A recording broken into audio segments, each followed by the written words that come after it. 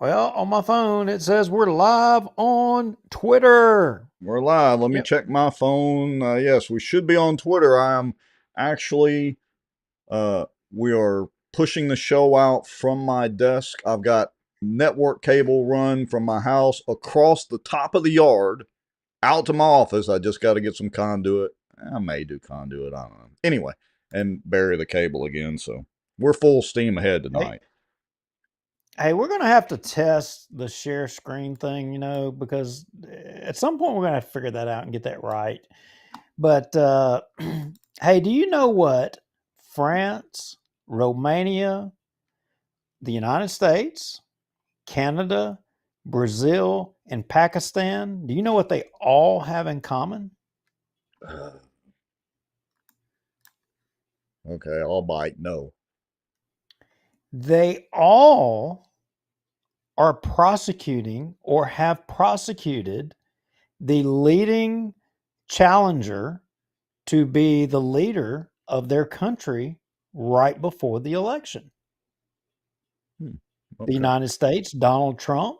I mean, they went after Donald Trump endlessly, even quote unquote convicted him. We saw the thing, vote for the felon.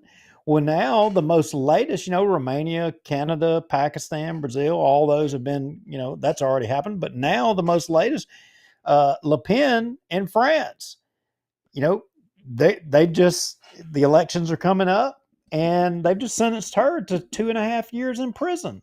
Hmm. Hmm. You know what? And you know what she wants to do? She wants to expel all the illegal migrants in the country. She wants to have independence from the EU. She doesn't want to go send all the Frenchmen into Ukraine to die. And imagine that. Now she's suddenly brought up on charges and going to be sent to prison for 2.5 years to prevent her from being able to run for the presidency. Well, Imagine that. imagine that. Lawfare. Not warfare, lawfare. Lawfare. It's Which a they're common closely related. denominator. Yeah, but closely related to warfare. Yeah, I mean, look, that's not the subject matter of this show, but I got to tell you, when I'm sitting here and I'm looking at everything that's I mean, I got a call today. The advocate called and wanted to get an interview and some comments, about the elections and things that have transpired, like particularly in Bossier. And I'm also following politics on a national level, and I see in Wisconsin they've got, the Supreme Court race up there, and you've got this one liberal, and if it changes, they're going to reapportion and so that they'll give the Democrats control of the House. And, of course, our Congressman Mike Johnson would no longer be the Speaker of the House.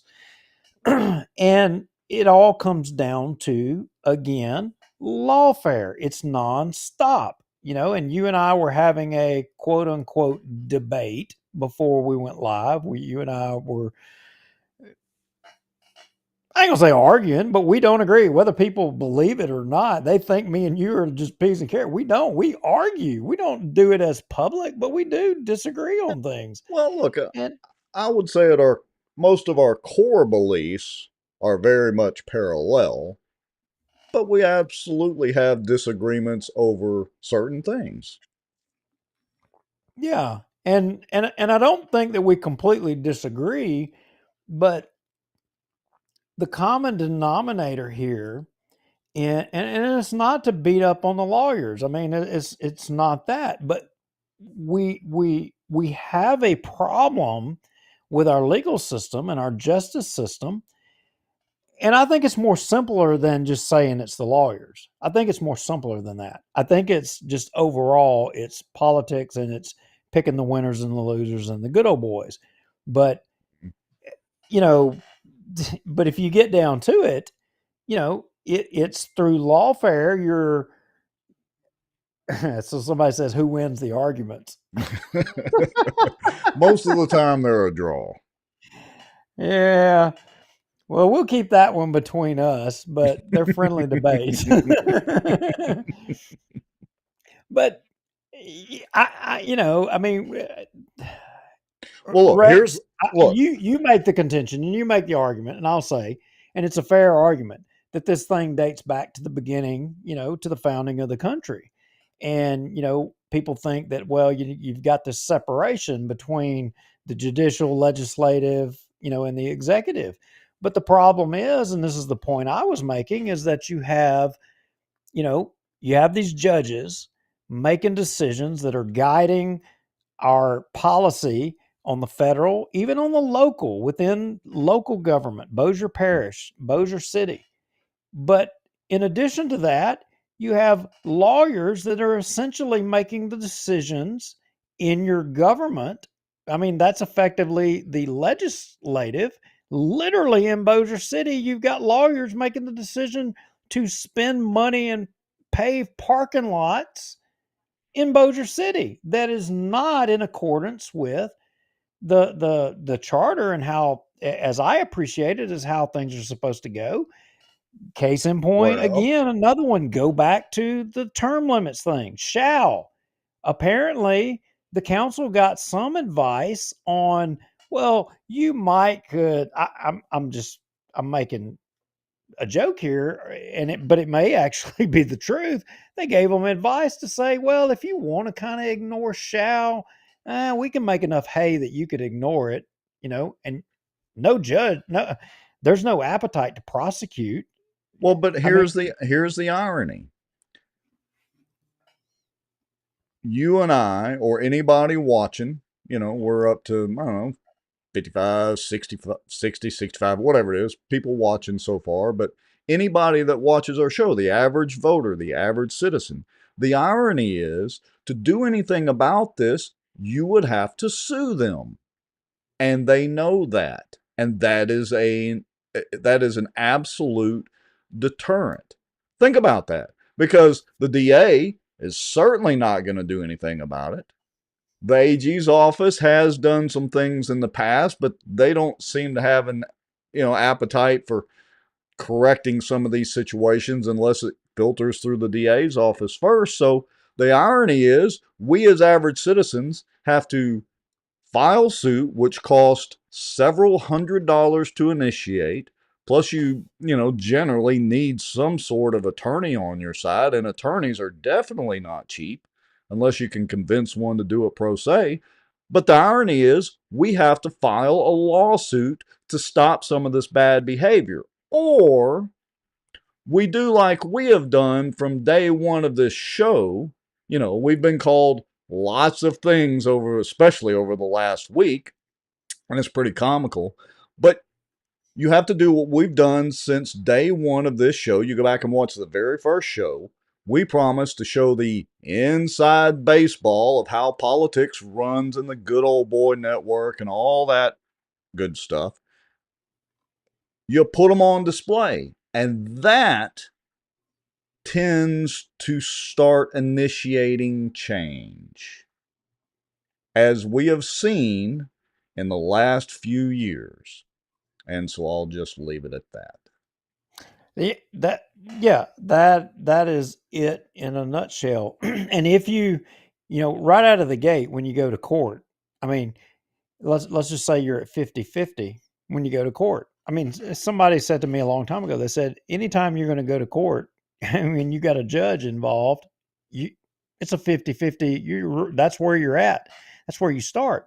To even get to that 50-50, you're fixing to have to come out of your pocket a buttload just to fight to get to that 50-50. And it's your money.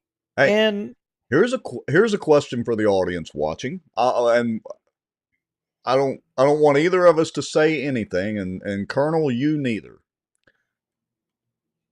Who knows how much the lawsuit has cost for the term limits? The lawsuit, the Cassie Mae Rogers suit, and all of that. Who knows how much that has cost just for that lawsuit on, let's say, the Bossier Term Limits Coalition side? Anybody care to take a guess? I'm just throwing it out there. ooh, I don't know the answer to that one. You been doing some homework or something? Why, of course. Well, that's good. That's why you are a high achiever. No, I have absolutely no idea. Well, I look, would what I'm getting at, and I don't mean to interrupt you, but what I'm getting at is to fight the city council to force them to do what they were supposed to do anyway. It goes back to what we were just talking about and the ironical situation that you have to file a lawsuit and fight that, and how expensive it is, because it's not just the filing fee, which is, again, at minimum, several $100s that you have to come out of pocket. It's paying, albeit a very good attorney, it's all public record out there, albeit a very good attorney, who can guess how much that cost? So I'm just talking about the Cassie May Rogers Bossier term limits suit, which went all the way to the appellate court. Are you talking about the people that sued, or are you talking about what the city The spent people that fighting sued, it? what the plaintiffs Okay. or Okay. Okay. plaintiffs Okay. Okay. spent. I'm not even including the city. Let's not even include what Richard Ray, Jacobs, any other employees that the city had to, get to find papers or find information. I'm not talking about any of that. The Gotcha. other out of state or out of parish lawyers that they hired to help defend that. I'm just talking about the plaintiff, which in this case would be Cassie May Rogers. Just Uh, what that cost alone. So that's yeah, what I want to see in the comments. What do you I think it would be costs? I would be interested to see what people think it costs. Yes. Because a lot of that cost and a lot of that was born on the backs of a few people. And no, I don't, on behalf of the public, and I don't think the public really realizes. I don't think they understand. Yeah, I'm not going to say that. And be a little careful. Well, hey, are we going to do the quick break and come back? I mean, you Yeah, built let's the do that. show. This is all you. So if it Well, it's going to if be a it minimalist show because I don't know if you've seen the notes. There's only a couple nope, of bullet points. I am not even looking at the notes. I'm going to do a Rex tonight, and I'm not even going to look at the notes. So it's going to be We're both going to be winging it. This is going to be great. that's right. It's you steering this baby. All right. Yeah, let's I go mean, ahead and let's do the countdown, do the break. Folks, y'all know the drill. Go make your popcorn, make your stiff drink. I'm going to try to hit the right button and actually do the countdown tonight. Make sure and tag your friends, share it out, and we'll be right back in about 2.5 to 3 minutes, and we're going to get into our off-the-cuff analysis of the election.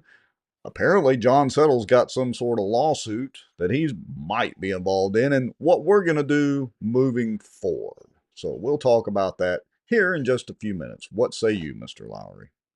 let's go ahead and do it. It'll just be like the Titanic. Let's just run it into that iceberg and sink it. Here we go. If folks knew a lot of the back office on the politicians that they think walk on water, they would be shocked. There's an old wound from a knife in my back that just is giving me heck lately, and it's just really irritating, so I have to kind of wiggle around a little bit. And I titled it A Shot Across the Bow of the Good Old Boy. Just, they feel helpless, they don't feel heard, they have nowhere to turn. Some Republicans as well believe that government has the answers. And let me tell y'all something. I don't know anything government does well. Nothing. Aren't there laws that say that you have public meetings so that the public can have accountability of their elected officials? As a member of the media, I'm very concerned about what I've just heard.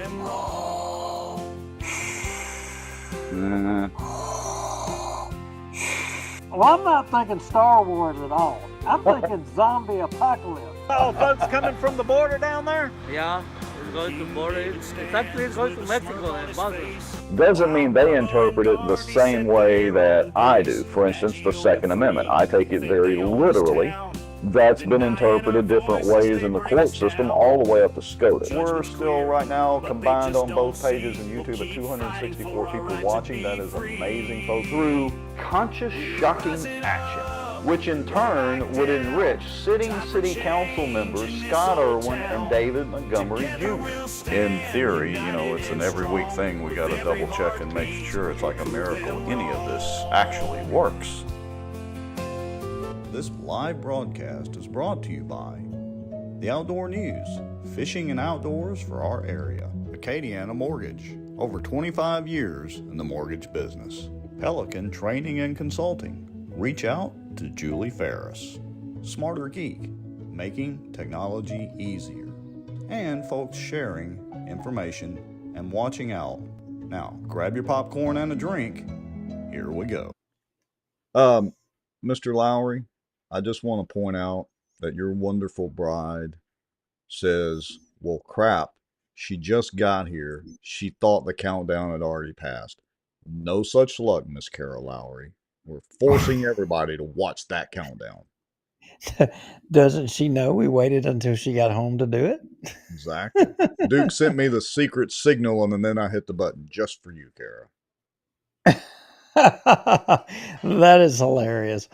Well, let's look at some of the guesses real quick. So Ryan Haygood says 20,000, Judy Stewart 2,500, Alice Boyer at least 100,000. Now remember, Miss Allison, maybe I didn't make it perfectly clear. I was referring to the plaintiff's side legal fees on the Cassie May Rogers suit.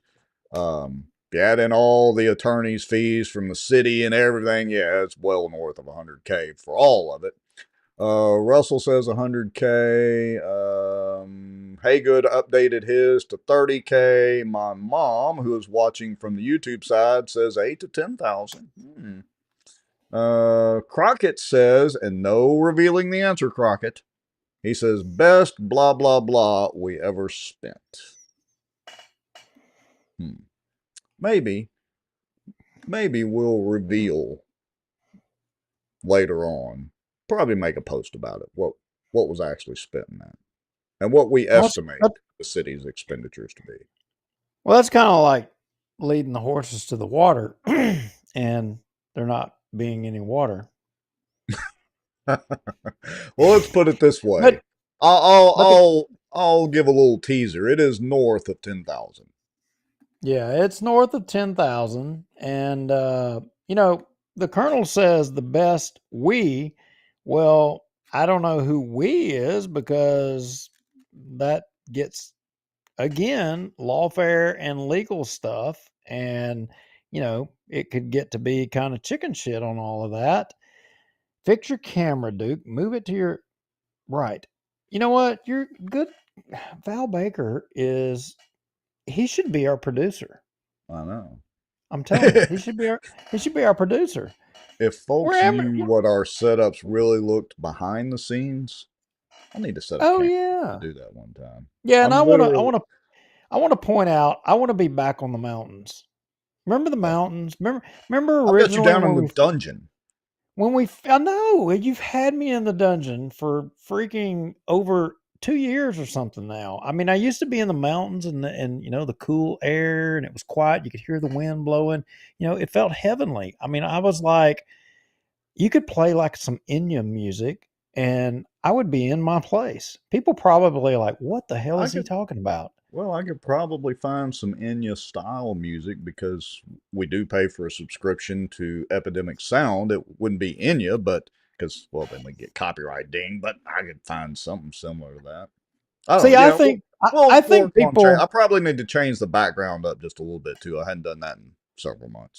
I think people probably think that, I'm a Def Leppard kind of guy, AC/DC, that I think they probably think, they probably watch us on the show. They probably think I'm that kind of guy. That's probably what they think. But in reality, I'm an Enigma Enya kind of guy. I am. I'm learning something new about you tonight, Mr. That is me. But I have been known to go down the road of some Korn or Tool or Metallica. That there's an occasion a wide eclectic taste. How about that? All right. So I want to share something which I shared on the Facebook page and all that. Look at this number right here, Mr. Lowry. This is You know, outstanding. well, what am I looking at here? I We're mean, looking because at the I was reading a post somebody saying about how irrelevant we were. well, yeah, I mean, the people that we piss off tend to say that, but this is the last 28 days. This was actually, it's gone up since then because this was a day or two old, but 251,000 views on our content as a whole on just Facebook. That doesn't include YouTube and Twitter. I hadn't even looked up those stats. I mean, Facebook is still king for us. But the importance of this, and I put in the post, it's not about the numbers. It's never been about the numbers for us. I mean, we've said many times, show one, we were happy when a dozen people were watching, and that included our wives and friends.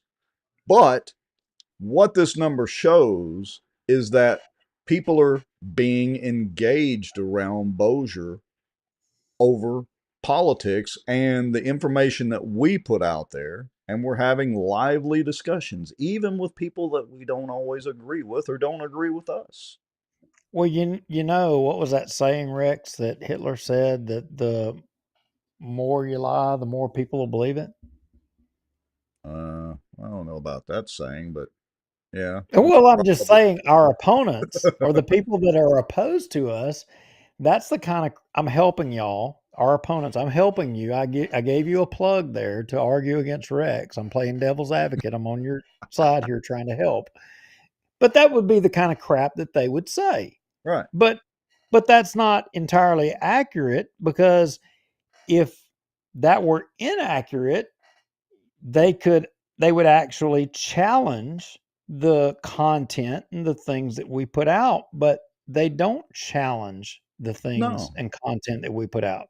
I've got a couple of screenshots I'm going to show here in just a minute or two that reiterate the point that you just made. Now, I do want to put this one comment up here. Our good friend Ryan Haygood says, "You're the source for Bossier News." Now, to make sure that everybody who might be new watching the show, haven't watched our content before, we ain't the news.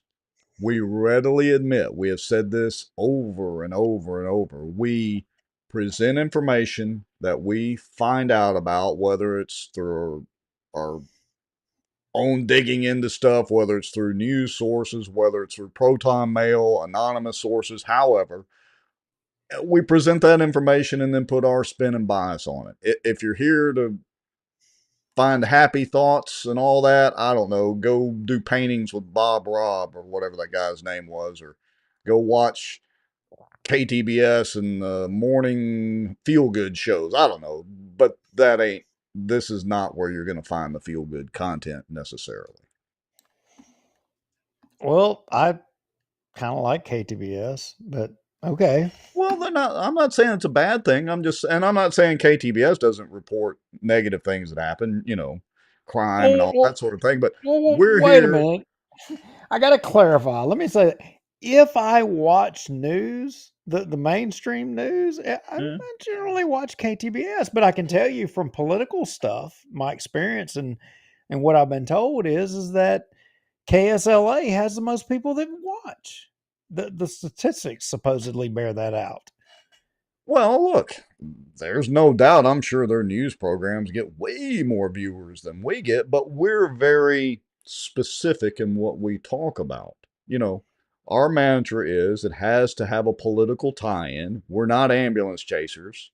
That ain't happening. I don't think either one of us has the time or the inclination to go, see every little piece of crime or train wreck or whatever that might happen. So we're very specific in the information that we share. And again, we do put our bias on it. Period. Full stop. As a matter of fact, the graphic for today's show, I mean, this has definitely got our spin and our bias on it. Did you happen to notice that, Mr. Lowry? I did notice it, and if I was correct, I think I zoomed in in a little bit closer than maybe I should have, but I noticed some subtle hidden. It's kind of like I think it was with the painter Atwood, Ron Atwood. You know, he paints these photos and he hides within the photos. He hides, and this is trivia for y'all. Y'all may not look close enough, but the artist Ron Atwood would hide other things than the ducks that he would paint in his paintings. He would hide like a woodpecker or a coon or a squirrel or all of these wild animals within his painting. And you'd have to find, you know, it was how many of those animals could you find hidden within his painting? And it's kind of like the same thing. And that's what it made me think of, Rex, that you're doing the exact same thing. Because if you really zoom in on this and you pay attention, there's some really small things in there that you've, I mean, you're doing some artwork. You're an artist in, and Yeah, you, I'm flashing this, some little pointers and some hints to some of it that you may want to check out. Look, it's subliminal messaging. I mean, I don't know. It's not so subliminal, and it's certainly not even subtle. For instance, the Jacobs and Ray Foundation Inspection Service. You pay, they play. It's that simple. but this is politics, and you know, you articulated in one of the shows in the past, and it's so true. Our country has a historical precedence of making fun of politics through journalism and artwork in cartoons, Yes. and that's what this is. This is following a legacy. I hate to say the old legacy media, but that is exactly what this is.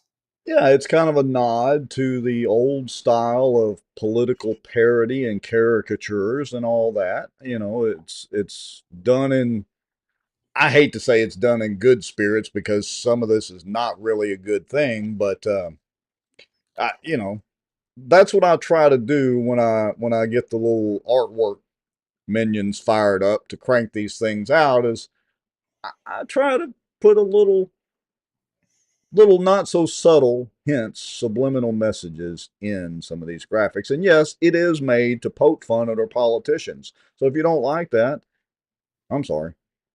Not sorry. Yeah, yeah, I'm not sorry either. And I want to say as a compliment to you, you know, because I follow.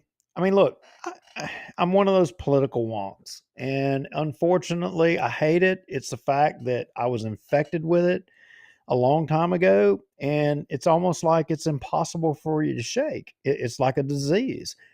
But I follow politics and things across the country. And to your credit, Rex, and this is a compliment, and other people, by all means, I'm challenge me on my assertion here.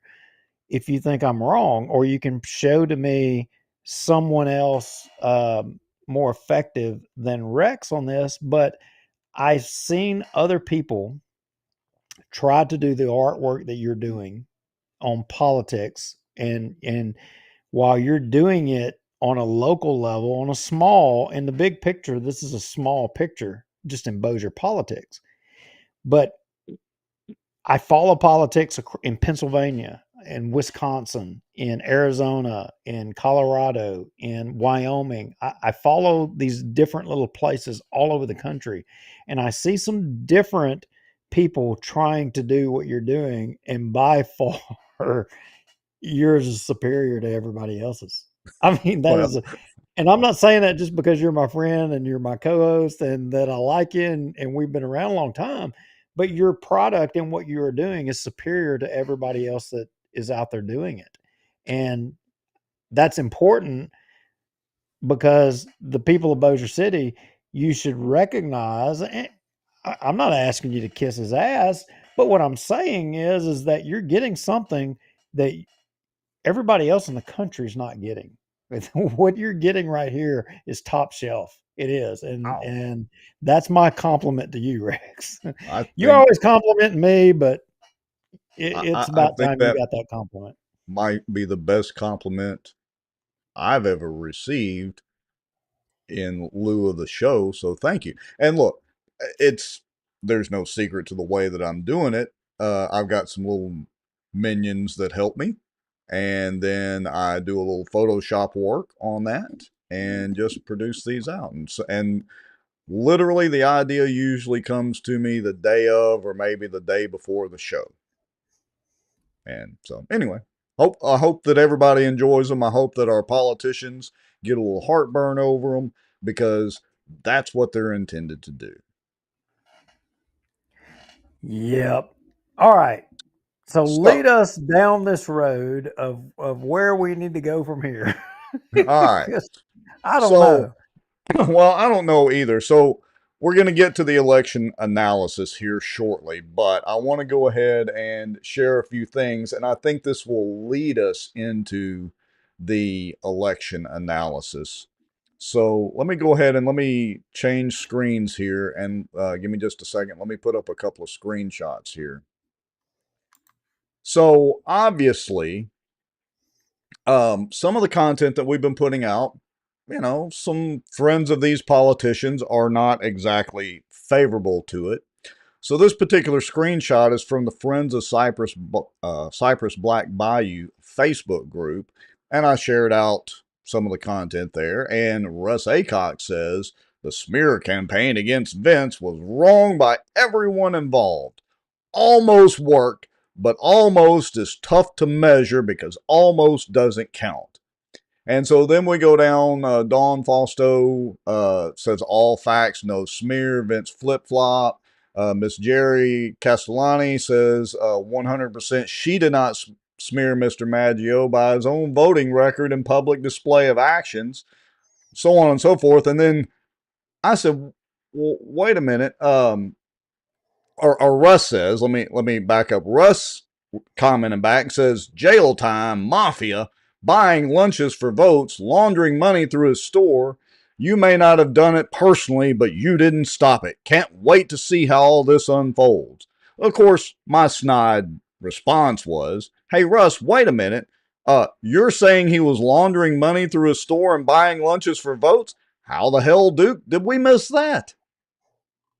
I mean, I don't remember. We've said a lot of things. I don't remember that us saying that Vince was laundering money through a store. I mean, Russ is cluing us into something here that we didn't know about. Was he buying lunches for votes other than the barbecue? Well, I mean, look, I know Russ Aycock, and I like Russ. I mean, Russ is someone. I mean, just like Vince, I would say Vince has been a friend. We have come to an impasse where I disagree with Vince. His service as a councilman in Bossier City, I don't think served his district effectively. I think it served, other people, but I don't think it served the people of that district. So we come to a crossroads. And like my friend Russ Aycock, I disagree with him there to the points that he's alleging. Rex, I never recall us ever, throughout the course of this campaign, I want to say maybe we made a joke about that. I recall, I'm thinking about things that I have heard and things that people have said and things that people have alleged along the route of this thing. Why is it that people would say to me, y'all need to be careful because you could get hurt? Right. There's people that end up in body bags or end up buried over things like this. Why is it that I heard things like that countlessly? Why is it that, that I heard this thing about decisions are made in a freezer? Oh, I know, I mean, because that didn't start with us, folks. That no, started somewhere else. the guy you're defending on said something in a council meeting that all the mayors were decided upon who they were going to be in the freezer of a store. And when you say things like that, and there's already a perception out there, how do you think that people are going to conclude anything else? Right. How is that? Well, wait a minute. Now, to be fair, we literally played the audio recording of Colonel Crockett's encounter with Vince over Colonel Crockett literally returning some of Vince's signs rather than throwing them in the trash as the homeowners wanted to do. And you heard Vince in his own words and how he reacted to that.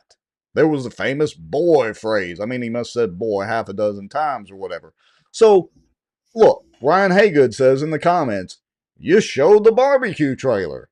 There is zero doubt there was a barbecue trailer with a Vince Maggio sign and a Lee Jeter sign next to it to promote barbecue. Yeah, and we had messages from people in the community that sent us messages that said that on that first Saturday of early voting, and I'm sorry to the pro Vince Maggio people, y'all can be mad at us for putting it out there. And it ain't even got to be the Vince Maggio people. I mean, they're not the only people that get mad at us. There's a ton of people that get mad at us. We even got messages about this concrete thing that the city's paying for Bossier Power Equipment and Scott's Audio that they're mad at us for talking about it. Well, That look, people, they're good people and they had nothing to do with it. Well, you know what? I agree with that. I agree with that. 100%. Charlie is the greatest of person. I have spent money with Charlie. I've spent money with Scott, and I have full intentions of spending money with both Charlie at Bossier Power Equipment and with Scott for work. I have full intentions of continuing to do business with them. But it doesn't change the fact that the business that has transpired there, like it or not, it is a reality, it is a fact, and because we like somebody or not, that should not delineate whether we decide to talk about it or not. Well, I'm sorry. here's the tie-in. Again, our mantra from day one is that the stuff we talk about has to have some sort of political tie-in. Guess what? The parking lots were paid for with public tax dollars, and there is a fiasco at best going on right now. We didn't bring it up. The city council, and to his credit, Brian Hammond specifically brought this issue up. We just played what they said and then showed some pictures of our public tax dollars at work on those private driveways. We even said in previous shows, it was nothing against the business. Don't blame them for taking advantage of the situation. You're damn right. But that's it. It's a fact. Look, if they were paying for their own driveway to be redone and parking lots to be redone, we wouldn't care. But Rex, here's the thing. People are saying somehow the people that are bringing to the public's attention these types of things, and I got to tell you, this council race, this District 5 council race, if the timing were a little bit different, I have no doubt that a lot of the votes that Vince Maggio got, he would not have gotten as a result of this. He got lucky in this deal. Oh, he got really lucky. He got really lucky.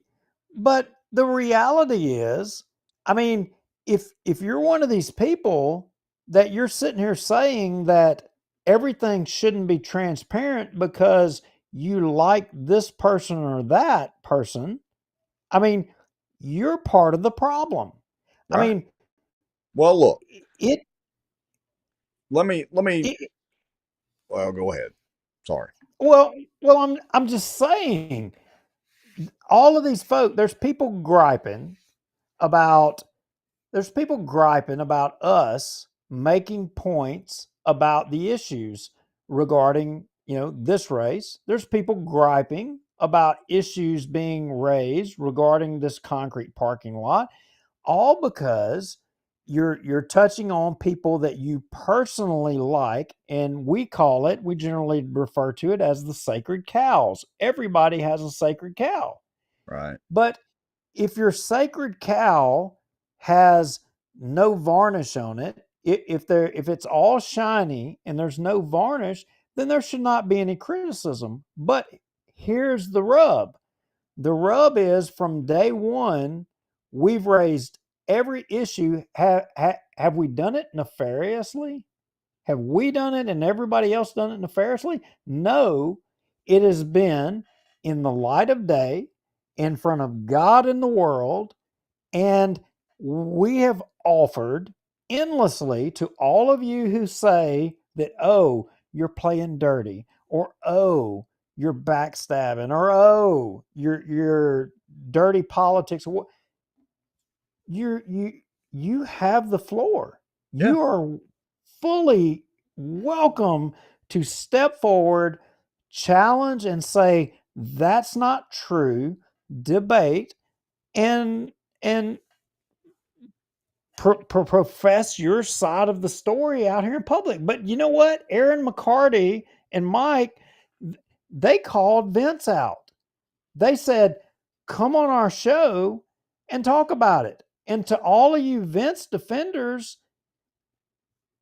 crickets. Yeah. Crickets. Why Where's is Vince? that? Why it's like is where that? instead of where in the world is Carmen Sandiego, where in Bossier City is Vince, other than sitting like a wallflower at a city council meeting? And look, let me just get on my soapbox for a minute. I have no intentions of cutting Vince any slack as a city councilman. Now, if he wants to actually listen to what just happened at the election this past weekend, and we'll get to the numbers, if he wants to listen to the mandate that was handed to him, and I would actually call it a mandate, and I'll explain that later, then I'll back off of him. If he wants to actually do his job as a city councilman for his district, instead of just sitting there like a wallflower doing Montgomery's bidding, who will be out of there in July. Look, this is the response that I put up to Russ. Said, smear campaign, huh? If Vince's repeated votes against over 3,000 voters in Bossier City and lack of action on the city council for his own district count, then we're guilty as charged. And what about his lack of even a single comment? Not one comment did he make over the parking lot fiasco at the last meeting, which is unfolding in his own district. It took Brian Hammonds in District 1 to bring up the issue of how was this parking lot, how was the money spent or approved for this parking lot, because it didn't go through the council. Why didn't Vince bring that up? Did Vince not spend 20 times the money on his campaign and only won, and I'm kind of giving it away a little bit, but only won by 38 votes? What about Jeff Sato? Jeff's in the comments. Is Jeff part of this alleged smear campaign? Was Vince not part of the recalcitrant 5 as spelled out in a legal proceeding? And was he not one of the 5 councilmen who may have committed malfeasance? That's not us saying that. That's the Second Circuit Court of Appeals. Or are they part of the smear campaign too? Maybe, just maybe, the smearing is actually by Vince supporters to cover up his ineptness as a councilman. Drop the mic. Well, we could go so much further. And by all means, the people supporting all of that, and the people getting all out there. I mean, you're talking about a smear campaign. What about the personal whisper campaigns about steering people to go to the courthouse to look up divorce records and court proceedings regarding divorces and personal stuff regarding people? Do all of you Vince supporters, do y'all want to talk about that? Do you want to know about those smear campaigns? I mean, we can certainly talk about all of those if you would like. If you want to talk about the whisper campaigns and the smear campaigns that that side of the fence was doing. And while I'm at it, Rex, there is a little bit of house cleaning that we do need to do. All right. So in the last show, and I was a little passionate about it, I would admit, but there was a little bit that sudden muffle may be because my system screwed up and it's not going to be correct. Yeah, I mean it's okay. It sounds okay. It's just slightly muffled compared to what it was at the beginning of the show. Yeah, that mic thing is screwed up now. Okay. Well, you're fine. I Anyway, mean, everybody can still hear the audio fine. okay. So last show, we got to talking about, and again, all of you Maggio people and the Maggio supporters and all of that, y'all are quick to talk about smears and stuff. So when we were talking about at the start of our show, we had Chris with LeCag. We know how the constitutional amendments went out. Chris and LeCag, they ended up winning out. All the constitutional amendments were defeated. And I'm going to tell you, Rex, Kara says, sounds fine, talking slow, LOL. Yep, okay. It's been a long day, oh wife of mine. I have talked more already today than I care to admit. In fact, that's been the way it's been for the past 2 days. I feel like I'm almost about to lose my voice. I should write a book. I should write a book. Would anybody buy it? No, because they think it would be boring. How Duke Anyway, lost his voice. Yeah. So, a lot of people last show, there was some people got a message and some people took offense. They didn't take offense. They just like, okay, look, you said something that wasn't quite right. So before, we had Chris at the beginning, a lot of times we will, y'all know it already, we bait you. I hate to say it, but I'm going to admit it. We bait you. We tell you something so that you'll watch the show. And when we get to it, then we give it to you. But you got to listen to Rex drone on about some other bull crap. I mean, it's his idea. That's why we do it. But anyway, but we bait you. Well, so I baited you and I said something. Well, the way that it was perceived was that someone perceived that I was alleging that the Republican Women of Bossier was out putting signs up and supporting a Democrat against the Republicans. And that was entirely not what I was meaning to convey, because I can tell you for a fact the Republican Women of Bossier are an organization that is loyal to the Republican cause. And I can tell you that and I will say this as the chairman of the Bossier Parish Republican Executive Committee, and I'm crossing a Rubicon here that I shouldn't cross. But what I can tell you is that when the Bossier Parish Republican Executive Committee is the governing body of the Republican Party in Bossier Parish. Republican women organizations are the activists. They're the activists of the Republican Party. And I can tell you that when called upon, they are always front and center, and they will jump through hoops to get it done. And they come through in this election big time, and they did that. And in no way did I mean to suggest that the Republican Women of Bossier were, yes, this is a retraction, if you could say that. No way was I meaning to suggest that the Republican Women of Bossier were out supporting a Democrat against two Republicans in the at-large via Lee Jeter. What I was meaning, and I eventually clarified in the comments later on in the show, was the fact that we had received tips and information from multiple sources that people involved with the Maggio campaign were out putting Lee Jeter signs up in opposition to the two Republican at-large candidates, Cochran and Smith. And that ended up being clarified later.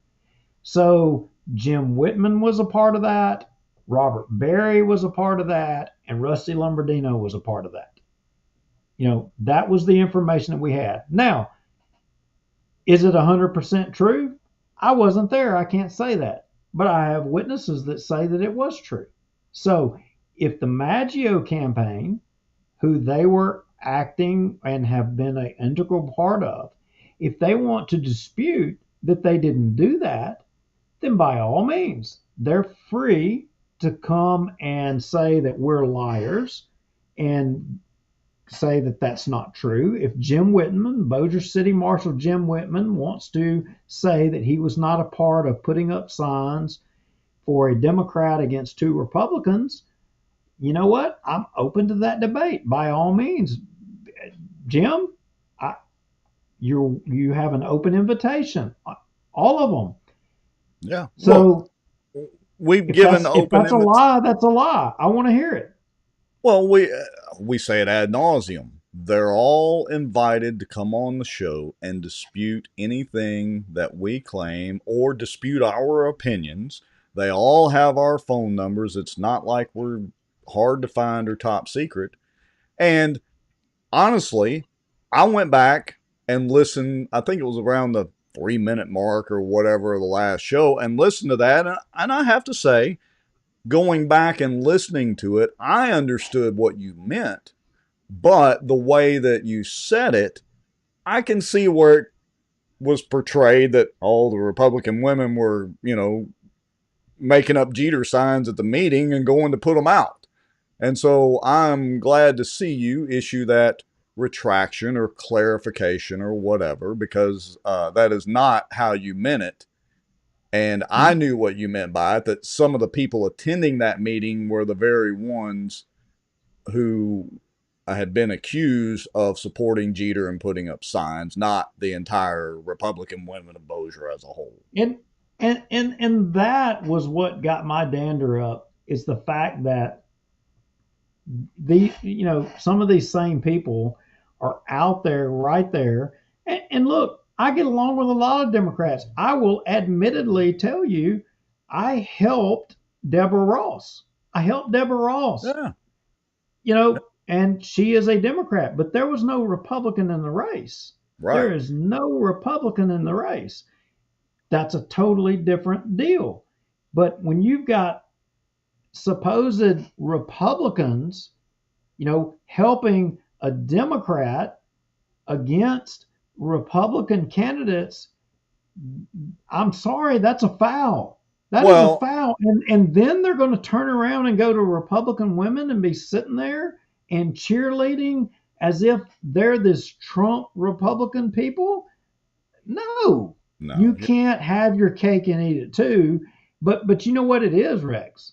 What it is why they're not the Republican women. The Republican women, they've done nothing, absolutely zero wrong. But the other people, you know why they're mad about it? They're mad about it because they're being called out. And right. when I got a call from the Advocate. They wanted to ask some questions about the elections. Sure. And you know what I told them? This is what I told them. They asked about this election cycle. What do you think the deal is in Bossier? Why did things go the way it is? I said, well, to my recollection, this is the first election where issues and positions of the candidates have been challenged publicly. And you think about it, and I challenge any of you in the comments. Do you recall an election where voting records or the issues, rather than just a straight popularity contest, were the deciding issues within an election cycle for city government in Bossier City? It'd be hard pressed to actually recall one, at least not in my. It's hard for me to recall one in my dealings with the politics of Bossier. Granted, I'm not originally from Bossier, blah blah blah, and all that good story, but yeah, for the most part, it's a name recognition. It's literally one of the reasons for that term limits And one of the advantages that incumbents, especially long-term incumbents have, is the name recognition, whether they're good, bad, or indifferent. And look, let's be honest, folks.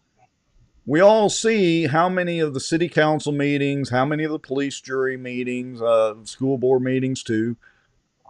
There are a few people there, here and there, but a lot of times there are a lot of empty seats. And with our show and what the content that we put out, as well as folks like Wes Marriott's, into the political game, Jeff Sadow posts stuff, John Settle publishes articles and all that.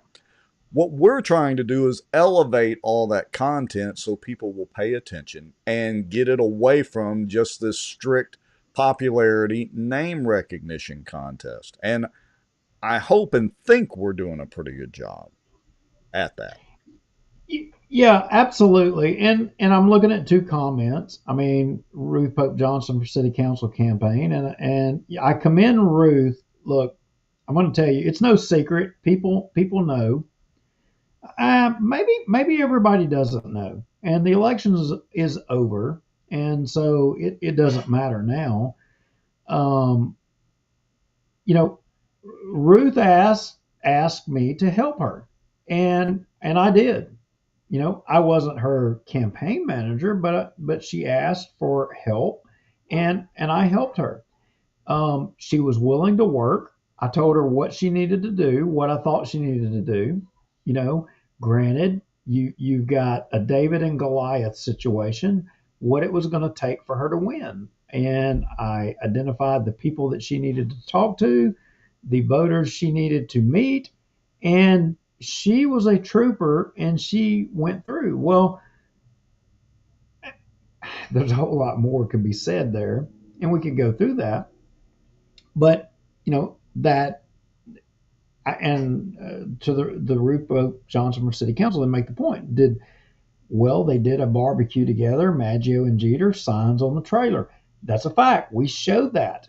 And we had messages via Proton Mail that said that they were offering starting on the day of early voting, free barbecue to people if you came and brought your little sticker. We reported that. Is that a lie? I don't know if it's a lie or not. But what I do know is that we had several reports to us of that. We put it out here. And while the Maggio people, y'all don't appreciate the fact that we put it out there because you felt that it would hurt you, or that doesn't make it untrue. You had last Tuesday to come on this show. It's an open policy to come on and say that's not true. You could have done that, but you didn't do that. Why did you not do that? You still have the opportunity to come on and say that's not true. We didn't do anything of that case. I mean, because we don't 100% know that you did, but what we do know is that we got messages that you did. We got pictures sent to us that you did. I rode down there, and literally the trailer, I bet you could go ride down there and see the trailer right now still sitting there. Well, look, the signs. I can tell you why I do. The whole reason. We're guilty. We're guilty about getting on here and talking mad stuff. I'll just put it the nice way. You know how I know? Because our lively commenter and detractor, Sherry Williams, in response to some comments on one of the posts, says, she was talking to Ryan Haygood, she says, I mean, you get on here and talk mad shit about shit you know nothing about. And then, so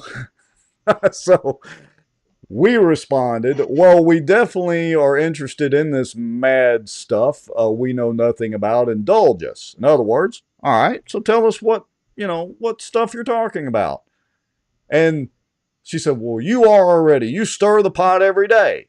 Now have a good day. Well, tell us something we don't know. We do stir the pot every single Tuesday, and a lot of the other posts. So I said, well, no kidding, we readily admit stirring the pot with information about a lot of happenings in Bossier, such as the current parking lot situation, among other things. If that's your definition of mad stuff, then we are guilty as charged. Now grace us with your details on about the stuff you know nothing about. And her response, have a good day, bully. She used the B word. That's all we Well, do.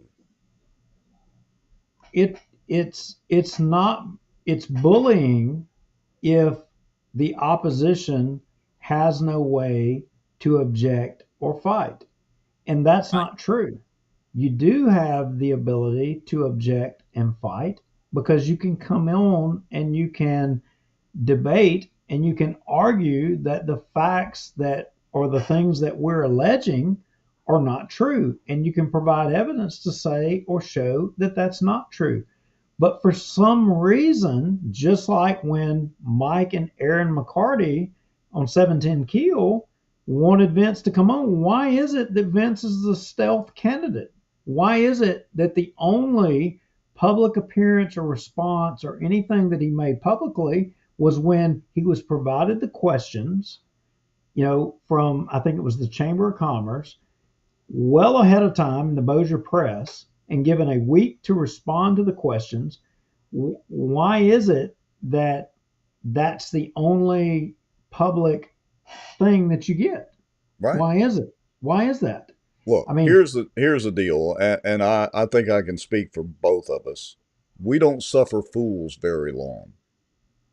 no. And so if you're going to accuse us of, whatever, and again, there are a lot of times we do inject our bias and opinions, but if you want to debate us on the facts, bring the receipts, as the cool kids say these days. Just like I asked her here, okay, well, give us the details. Indulge us. And what do we get? Crickets, and then the B word, the bully word that is so cliche now it literally has no meaning. So, so to all the Sherry Williams, bullies and all that stuff. Well, Sherry, do you need a fence? I mean, I want to encourage you to call the fence company that uses a number paid for by the city marshal's office, the Whitman's office. Call them. Paid for by the city. Yeah. I don't know if it's still active currently right now at this moment, but it was the last time I checked. I mean, I guess that's cool with you. I guess you don't have a problem with city or taxpayer resources being used for private purposes. We published that on the show. That was by way of the Whitmans. And, I guess that's what you're defending. And we're bullying that we shouldn't be touching those sacred cows.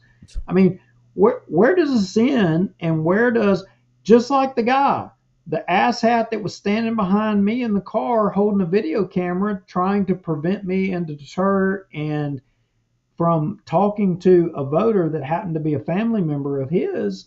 I mean, he needed a Maggio vote on the council for the Chasing Aces deal.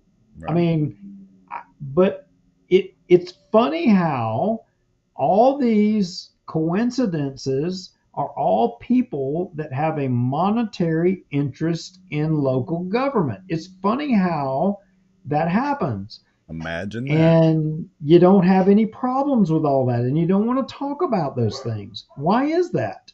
Yeah. Sherry Williams yourself, not to beat up on you, you're probably a fine person. I think on the surface, you're defending your dad, and I appreciate that, and I respect that. And I got to tell you, I appreciate and respect the years of service that your dad has given. I considered him a friend. And I think that I know for a fact in years past, I know for a fact your dad did some good things. I know that. I was a part of it. I spent time with him, and I will say that I worked with him where he did good things. But the truth is he stayed around a little bit too long, and he needed to get out of it, and it got to a point to where he was being taken advantage of. That is the cold, hard, raw truth. That is it. And you can disagree with me, You can hate me for saying that, but at the end of the day, I have to be honest with myself. And at the end of my days, I'm going to have to meet my maker. And either I'm lying or I'm telling the truth. And that's the freaking truth. And you can call me whatever you want. You know it's true, and I know it's true too. Look, it's hard to argue with that little factoid at all. And yes, that is Bubba Don's daughter, who we're referring to, the Sherry Williams. And look, you're right. I get it. The people who support Vince or support whatever candidate, they want to defend their choice. I mean, that's just the way it is, and you can't really blame somebody for that. But if you're going to accuse us of, basically not stating facts or whatever, be prepared to defend with your own set of facts to counter us, or come on the show. I mean, it's really that simple. All right. I mean, I don't think, maybe we come across as being okay, I can't say that because the opposing side would say, oh yeah, y'all are definitely assholes. Just like George Carlin said, you can tell how much or how big of an asshole somebody is by the distance they are away from you. We're on the internet, so we're a long way away, so that makes us big assholes. But I'm just saying, if you are so confident in your position that what we're saying is wrong, I mean, I can promise you we're not going to be rude to you if you want to come on and challenge us and say, I mean, it's like we're begging every show for somebody to come on here and tell us where we're wrong, but nobody ever takes us up on it. We're offering to you, we've not paid for this platform. We've not spent money to promote this. There's not 100 and whatever the number is, it's over 100 people that are watching this. We've not paid for these people to be here, but we're offering to you, if you want to come on here, and we say, I've said this before, I said Juliana, and I actually say Juliana and I raise her name because I know she falls into all of that clique. I'm not saying it to be disparaging when I say her name. I say it because I respect her as a debater, because I have personally debated her at the Republican, committee in Bossier. She is a worthy opponent. She is a trained trial lawyer, and I respect debating her. I say that with all intents and purposes. And I don't care who you put up, but if you want somebody to, defend your position and your argument and to point, I don't care who it is. It doesn't have to be Vince. Put your best foot forward. Put them forward. If you want to send Richard Ray, Charles Jacobs, that's fine. We will be respectful to them, and they can articulate your position and say where we're wrong. You know what? The truth of the matter is, we could be wrong. You actually could. You think you can't convince me. You maybe could convince me that I'm wrong. I mean, there is that possibility. In this parking lot situation, come on, Jacobs, you're welcome on here. Richard Ray, you're welcome on here. Come on here and tell us where us, Brian Hammonds, the rest of the council, and our viewers are wrong. Look, maybe y'all have full intentions of going after the contractor and the insurance company and getting the city reimbursed. Maybe there is some loophole in the charter or some ordinance that was passed that allowed y'all, instead of being attorneys, city attorneys, to be city inspectors and construction inspectors or whatever. Maybe there's some loophole somewhere that we missed. Maybe so. Come on and tell us. It's that simple. Are you talking about the fist fight between Charles Jacobs and Brian Hammonds in the parking lot after the last council meeting? Is that what you're talking about? Wait.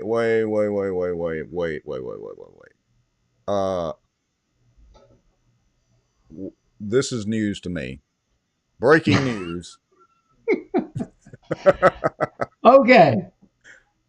Allegedly, after the last council meeting that Brian Hammonds and, because Brian Hammonds called out on this concrete deal, right?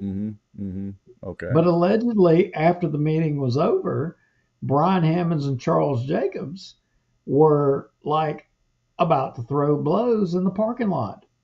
Really? And the almighty Zamboni peacemaker broke it up. You have to be kidding me. I'm kidding you not. I mean, he was a wrestler, I think, at Airline or something or other. I mean, I don't get that because he should have said, all right, go, and started the clock and let's see which one of them wins. But he didn't do that. He is allegedly with the one that was breaking them up because they were about to throw blows in the parking lot. And look, just so you know, I had somebody sitting in a car in the parking lot. And okay. And they witnessed the whole thing. But today I had somebody else text me, did you know? Yeah, I knew because I had somebody sitting in the parking lot. So we've got two. So when the people start saying that we're lying and we're just spewing crap out there, I've got it confirmed by multiple sources. But yeah. Very interesting. That I did not know. My bet's on Hammonds, period. Hammond's going to take him down. I mean, yeah, I should imagine so. I think that goes without saying. All right, and somehow I've lost our logos. Give me just a second. Let me see if I can fix this. Somehow I've managed to lose our wonderful logos. And I don't really know how. So somebody messaged me and they said, preach. They said they appreciated, basically they were advocating that they appreciated the hard hitting commentary. But you know what? What does that get us? Well, what really does that get us other than hated more in Bossier? It gives us nothing. That is very true. At the end of, my sound there. At the end of the day, it don't get us a damn thing except for more enemies, more people hating us. So I got to tell you, why do we do it? Why don't we just let somebody else do it, Rex? Yeah, maybe. Because maybe Hal, maybe we should just defer it all to Hal, because Hal is, responsible for changing everything in Bossier. It's all on him. He's the one that got everybody in Bossier all stirred up. I mean, we should just let Hal have it all, and we should just do outdoor news. To me, that would look, especially the last month or two after these political races and all the time and brain cells and energy that we've all spent, lots of people, not just you and I, lots of people. I'm just ready to go fishing. Maybe we should do, it's April Fool's Day. Maybe our April Fool's joke should be that this is the last show. And maybe it's not an April Fool's joke. Maybe you're right. I mean, because I got to tell you, the cost to me has been a lot. And I'm not saying that I did it I didn't do it for any other reason, but it has been at a cost. And I don't know how much more I have to give. I really don't. I say that in all sincerity. Yeah. Look, I don't know. I mean, we've been doing this since 2020. So we're into our 5th year, I think, if my math is correct.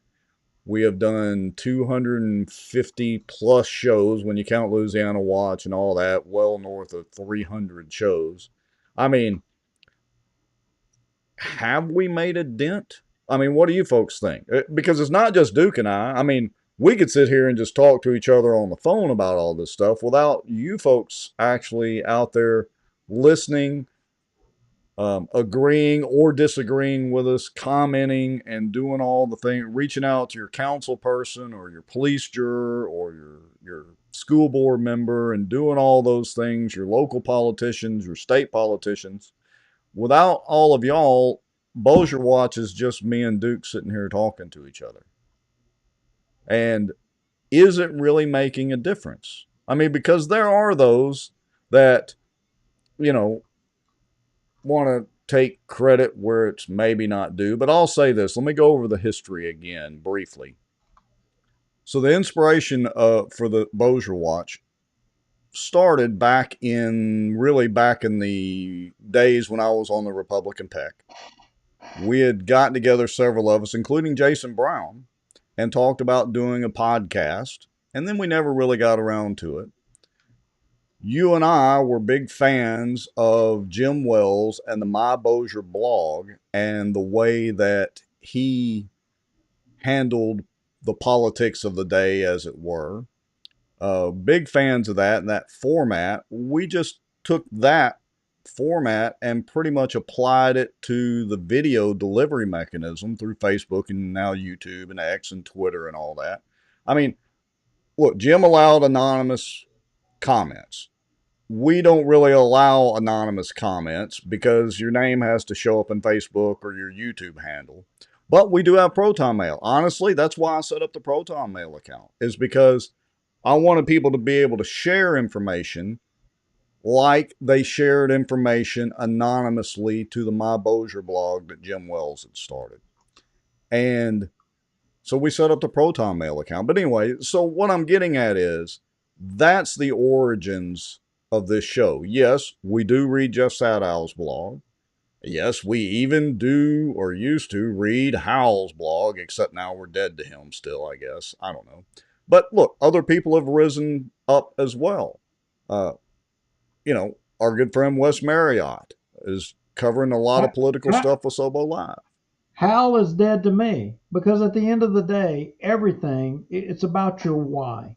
Our why was never about making money. Our why was never about making a profit. Our why still to this day is not about, it's not about enriching ourselves. Our why is about bettering our community and making things better.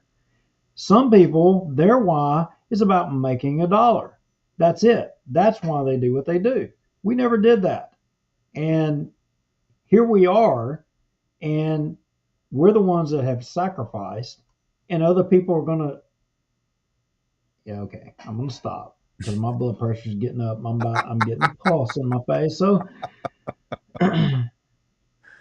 yeah, I'm going to stop. You carry on. Remember, live, no take back. So we're getting some pretty good comments. And look, this is not, I'm not saying all this and we're not going on this little tangent here just to, you know, for self gratification. That's really not it. Like Duke was kind of alluding to, the reason we put this information out there and the reason Duke and I started doing this in the beginning was literally to show, like we said, the inside baseball and give a completely different perspective rather than the normal, typical news. It's the stuff that everybody talks about in political circles before the meetings or after the meetings. We're just putting it on full display. Case in freaking point. Case in freaking point. Somebody made a claim. They said they were critical, saying that the assert. I mean, it may have been the guy you had earlier. The assertion about Vince Maggio and the mafia. Well, you know what? Okay, I get that. But then if you're saying that, okay, that's an unfair claim to make. I don't think that we ever made that assertion. We never said that or accused that or said that. I think we made a joke based on what people said, that, you know, there were assertions that people said that Vince was the wannabe mafia. I mean, because I have heard that. But then if you live in Bossier, the reality is people have said for years and said, you know, you better be careful what you say. You better be careful. Every freaking week of this campaign against Vince, why is it that people are sending messages saying, you better be careful? Why are you getting that warning? Why is people warning us saying you better be careful? What should I be careful about? Why? What is it that you have to fear? Well, here's the thing. Why would you say that? Look, and we've got a pretty big platform here, and we have a lot of folks watching us, and that makes the platform even bigger. So fortunately, we have a way to fight back digitally and by making our voices pretty loud in the Bossier area. But I'll also say this, and one of the reasons you and I get along so well, at our, we do have our differences of opinion, but our core beliefs are the same. And, we always joke about our barroom fight analogy. And the deal is, just so I'll share a little bit inside baseball. The deal is, if we were in the parking lot and somehow got into a barroom fight, who's going to be standing in the circle with us throwing the punches, and who's going to be standing around the outside egging it all on? And you and I will stand in the middle and throw the punches where they need to be thrown. We always stand in the middle, but too many times we're standing by ourselves. Where is the people that are standing with us? Just today, within the last 4 to 5 to 6 hours, I was faced with having to come to a decision and make a decision that ended up the burden fell on my shoulders. And again, it was me carrying the water. But where's all the help? Where's everybody else? Right. And, it gets old. I don't know. This sounded winding. We need to change the subject. We can call it the Bossier Wine Show. Yeah, the Bossier Wine Show. We need to change the subject, move on, because that ain't appealing to nobody. But I got to tell you, I'm just saying it pisses me off because not enough people. I will say this election, I'm happy that the people of Bossier they showed that they were paying attention. There's some other conclusions about this election. I can tell you that Vince Maggio wouldn't be elected. He needs to count his lucky stars that the constitutional amendments were on the ballot, because if they were not on the ballot, you would not be elected. Yeah. Bottom line, you wouldn't be in there. Yeah. And you can say whatever you want. I hope and pray that you got you a heaping dose of humble pie, but somehow or another, I've talked to some people that are very close friends of yours, and they told me that you got no humble pie. You didn't get a damn bit of it out of this. Well, let's look at the election results and see why, because I agree with you 100%. Let's see why you're saying that. So, folks, if you don't know how to find the election results, you can go to the Secretary of State's website or govote.com. It'll redirect you to the Secretary of State's website. You click on this view election results in the red letters up there. And the crazy whiny Duke show. Yeah. Hey, I started whining first, so I guess I'm guilty. I don't give a crap. Jeff Sadow, you can go partner up with Bubba. That's fine. I don't care. All right, so let's take a look. So I chose Bossier Parish, and choose, of course, Saturday, March 29th, and the drop down. So council at large race, I'm just going to run down through these pretty quick, and we'll come back to the District 5 race. Obviously, Creighton got 34% of the at-large. Lee Jeter only got 28%. Chris Smith got 37%. Lee Jeter out. You can take your barbecue trailer to the house. Councilman District 2, Miss Deborah Ross, the Democrat in the race, who we highly supported because she supports term limits, and she's a wonderful lady and did a lot for the term limits effort. And so we do have common ground with her. Even though she's a Democrat, we're Republicans. Hey, we can still find common ground. She absolutely trounced Jeff Darby 69% to 31%. That's a trouncing. Well, yeah, let's talk about that one. Before we talk about Greg Bell and Duke Lowry's whining, let's talk about that. So You know what happened in that race? Part of what happened in that race, there were a couple of things. Okay. Jeff Darby was found himself in the position to where he was not able to rely on the tried and true independent affiliation splitting the vote. Wow. He was counting on being able to get that Republican vote. But you know what? An interesting thing happened. The Republican Party took a position in that race, and the Republican Party, and there's Republicans in that district, made sure that the Republicans in that district were informed on that race. And you know what I think happened? I think Jeff Darby didn't get to take advantage of the Republican votes by being an independent when he really wasn't an independent. I think you're correct. Remember, I got in hot water for calling him a Democrat in one of our past shows.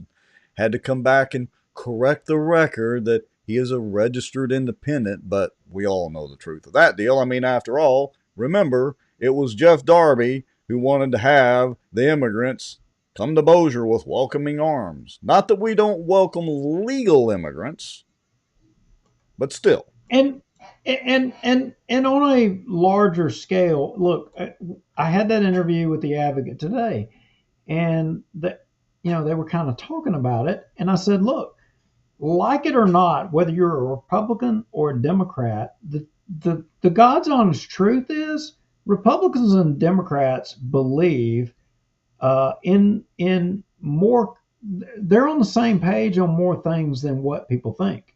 They really are. Yeah. I mean, don't get me wrong. There's issues, super conservative Republicans when it comes to abortion. Obviously, you're not going to agree with the most extreme leftists, but on a lot of issues, especially when it comes to illegal immigration, a lot of Democrats, a majority of Democrats and Republicans, they're on the same page on that. They're not in opposition on that. Right. And taxes, I got to tell you, they're not in opposition to that. Neither one of them want taxes. And in this case, you had term limits.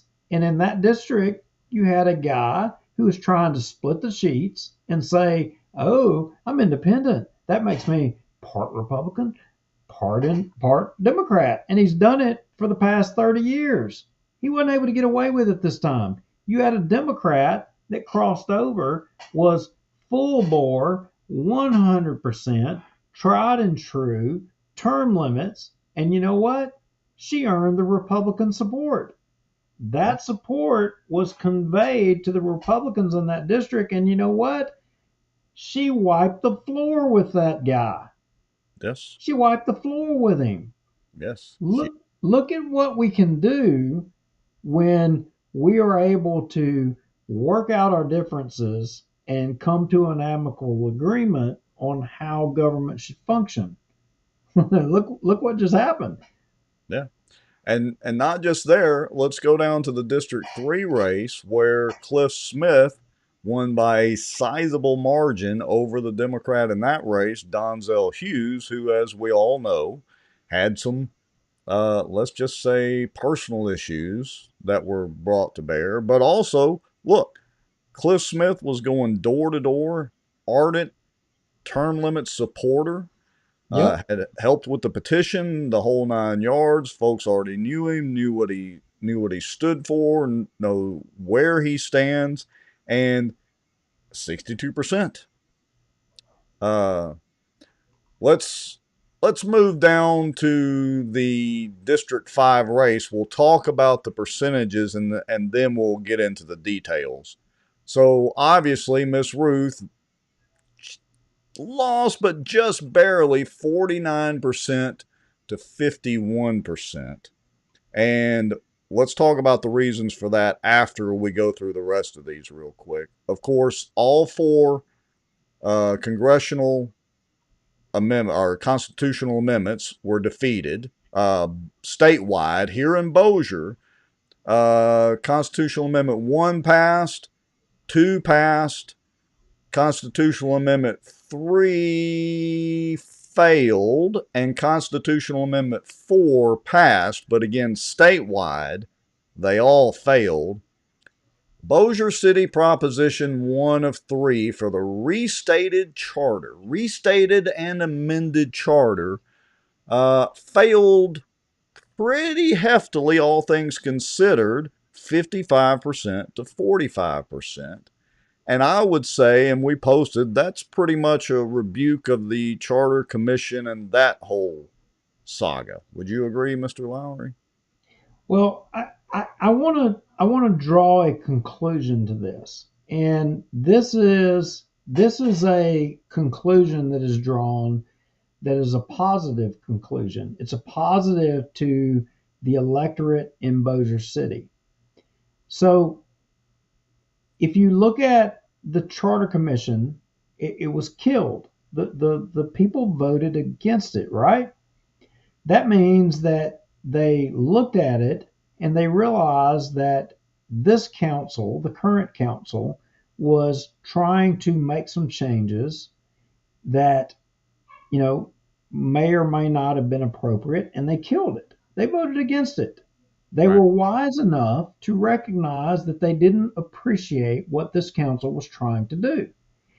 And it's not so much that as being the indicator of how wise the electorate in Bossier is, but when you drop down to the number 2 and the number 3, they pass those. Right. While they barely pass those, they did pass those. And we had we didn't campaign hard. We didn't campaign hard at all to defeat those. We did support supposedly, we put out there lightly that vote no in March, yes in May. And those are really, really close. Those were not just blown away.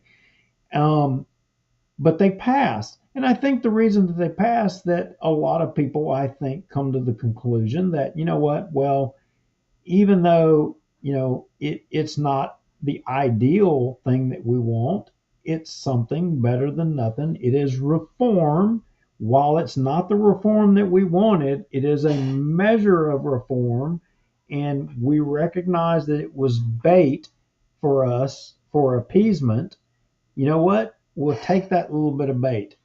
Yeah. And I think that when you look at those in that, when you look at it from that perspective, I think that says that the electorate is smarter than what you think.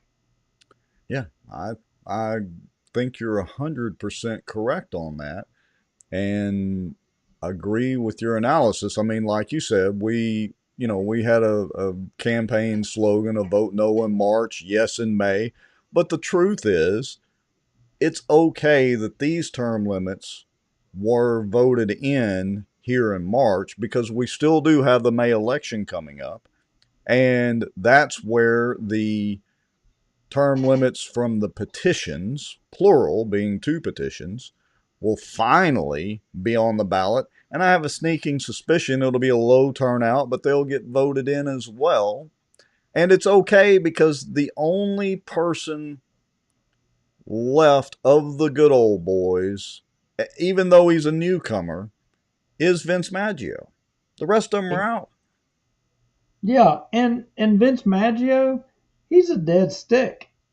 I mean, he's a dead stick. I mean, because his people were out putting Lee Jeter signs up. How effective, to all of you in District 5, how effective is your guy going to be trying to get it? Not that he didn't try to get anything done the first time. I mean, by all means, y'all show me where he did anything more than 5 words in a sentence at any council meeting.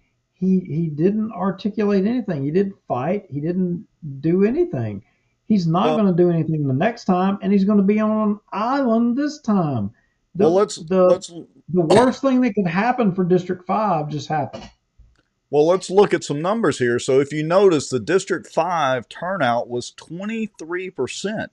It was the highest turnout of all the turnouts for this particular election in Bossier Parish. And the interesting thing about all this is, how many votes did he actually win by, Duke? Was it, my math is right, what, 38? 38 votes. That's With it. a turnout of 23%, which is not great, but considering the rest of the turnout, it was the highest. He won by 38 votes. What did he outspend Ruth by, like 20 times? Well, we don't know the final number, and I got to tell you, it's not all over with yet. But the numbers will be trickling in. But he spent a buttload of money, and she didn't hardly spend any money. It was all based on the issues. Again, the lies. The lies. They say it's all lies. The lies that were put up against him. But yet, nobody will debate the lies. They won't debate the lies or the said to be lies or whatever. But the public, apparently, in consuming the information, come to the conclusion that, you know what, we're not going to give you 82% of the vote, arguably one of the highest percentages in the history of Bossier that you attained the first time you ran. Now you've got a record and you barely squeaked by. Well, look, like Cassie said, he won by the hair of his chinny chin chin. Now, so Val Baker says, can there be a recount? Technically, there can. Duke, correct me if I'm wrong. It's got to be done within, 3 days of the election. So the clock is ticking, right? Yeah, so let me go on and wrap this up now. The time to have called for a recount would have been this afternoon at 4:30. Okay. That time has expired. There's not going to be a recount. And as I appreciate it, Ruth has went ahead and conceded. And, Vince is going to be the guy.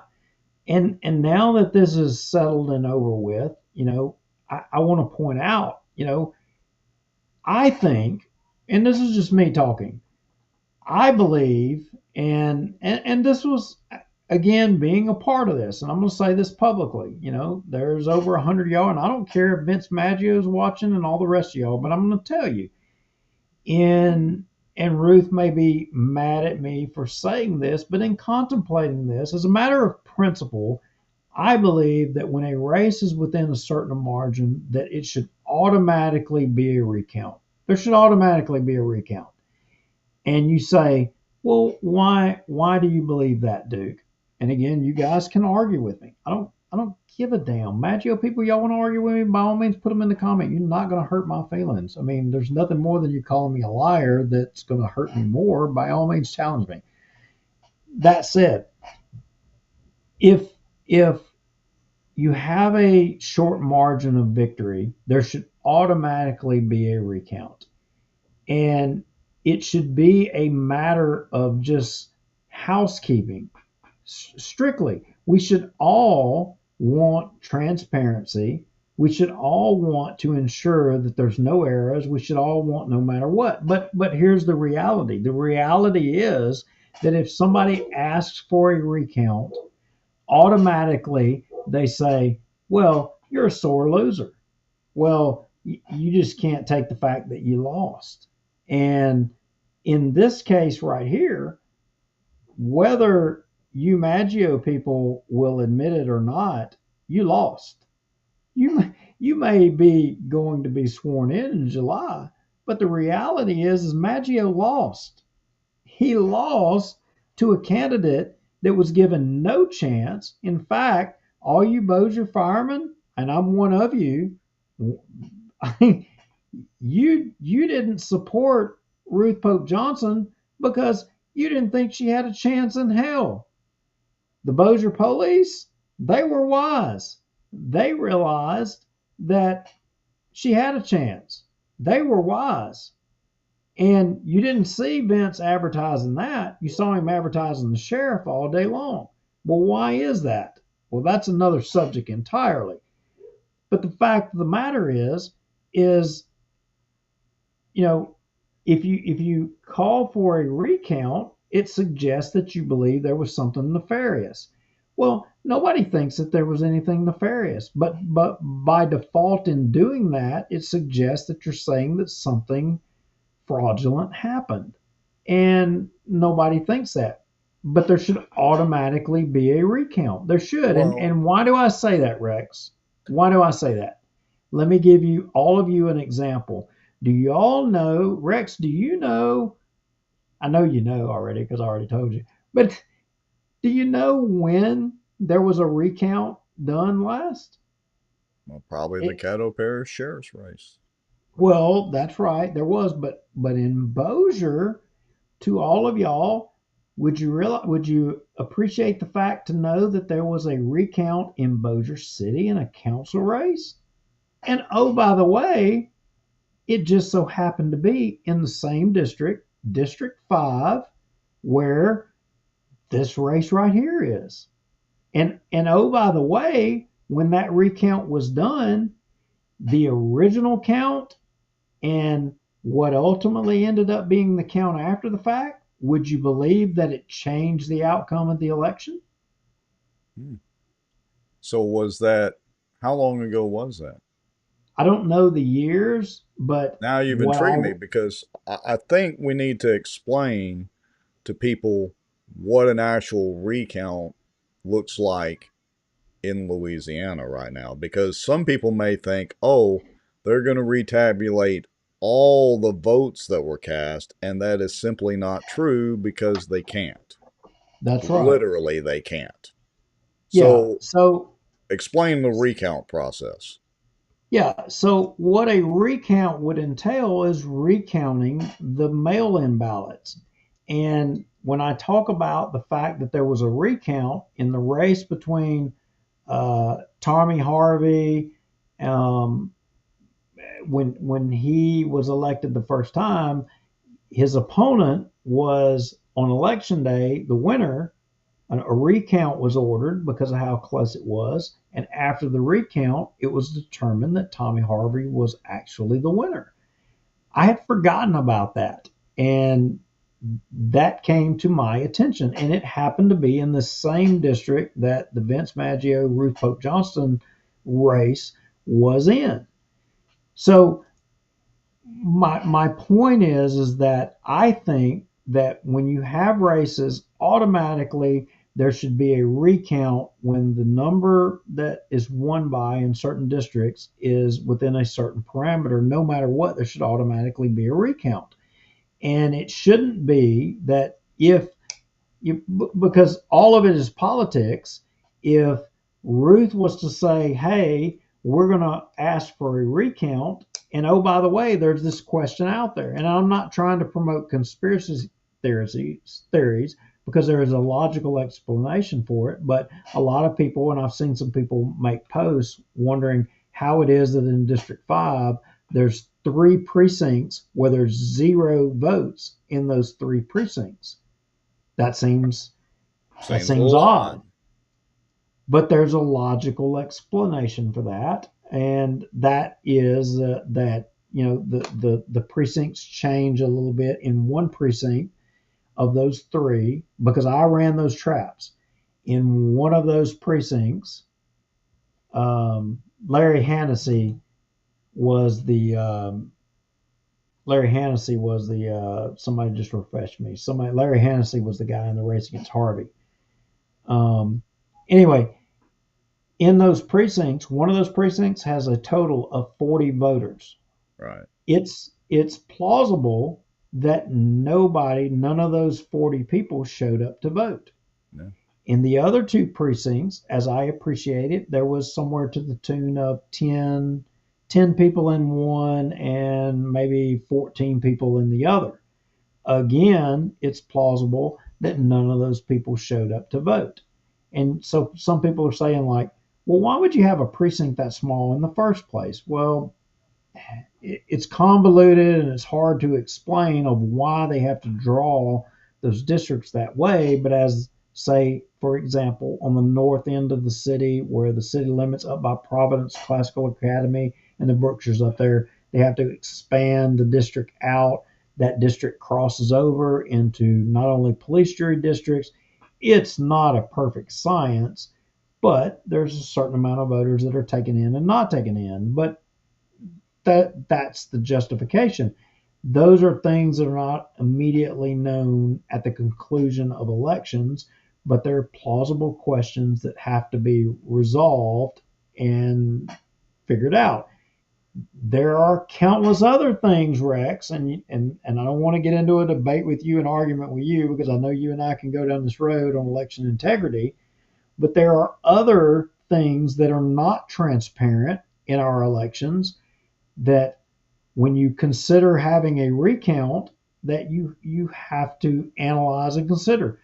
Cast vote records, that those are things that should be public, that I'm sorry, our election system makes an effort to prevent you, the public, from being able to see. They do everything in their power. Case in point, the Albert Gillray campaign for that newly created congressional district that was just delineated in the Supreme Court. The Albert Gillray campaign sought to get the cast vote records for every parish within that district. The Secretary of State's office quoted them a price. Oh, yeah, we can get it to you, but it'll cost you $75,000. Now, I'm just curious. Why would y'all think a bunch of Excel spreadsheets or PDF documents, why do you think it would cost $75,000 for someone in the Secretary of State's office to collect those and then click the mouse a couple of times to transmit them to you digitally? Why would that cost $75,000, Rex? Why it involves ice cubes. Did you know that? I didn't know. I'm going to learn something here. That's right. It involves ice cubes. It is because it has a chilling effect on getting the access to that data. See, I can wrap my head around that. So, if there is not everything is meant to be transparent, then that leaves doubt in the electorate on every election. And well, let me throw in another lack of transparency real quick before you finish with that thought, because most people don't realize, I don't know if y'all caught it, the only recount that can actually be performed is the mail-in ballots, because otherwise they just have the machines spit out the counts again, which the Board of Election Supervisors has already signed off on. There is no recount of the ballots cast in early voting or in regular voting period, because it will literally, the machines will spit out the exact same numbers. That's why they do recounts of the mail-in ballots only. That's not conspiracy theory. That is a fact. That's right. And the only way, so when you do the early voting, you do the early voting on the quote unquote Dominion machines. And when you do early voting on those, there are what's called log files created. Log files where the time and date on which machine that a vote was cast and what vote was cast is logged and is in the form of, say, like a spreadsheet that is accessible. But when you go to your regular voting place on these old DRE machines, that's not the case. That's not the way it's done. So, you're being prevented from accessing the information of what is done on these early voting machines. Well, and so one other slight point, the only way, and this isn't really a way, is you would have to go back through the signature books, because when you go vote, early voting or same day voting, you have to sign in, present your driver's license or ID or whatever. And so you arguably could count the number of signatures of people in those manual entry books versus what the machine is showing.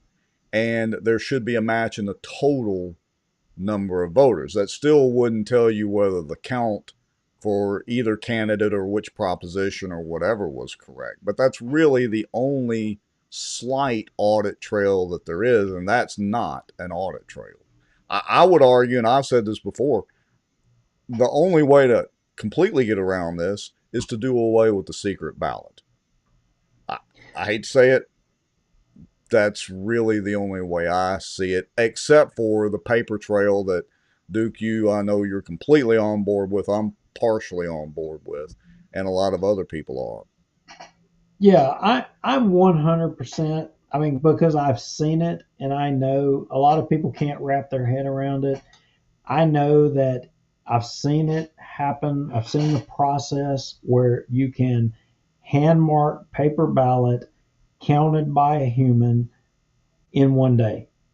I know that it can be done. I've seen it done, but the majority of the public and people, they can't wrap their head around it. They don't want to commit the time to educate themselves on it and acknowledge that it is even possible, and especially and I appreciate people like yourself that are techies.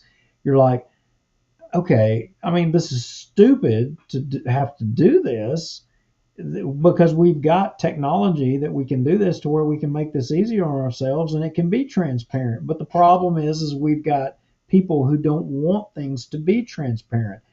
Case in point. Okay, I'll give you a perfect example. And for all of you watching, and I see LeCag, I mean, I know that's Chris and them watching, and what they're posting is correct.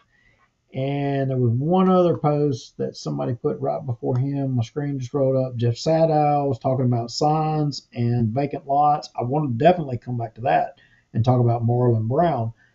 But case in point.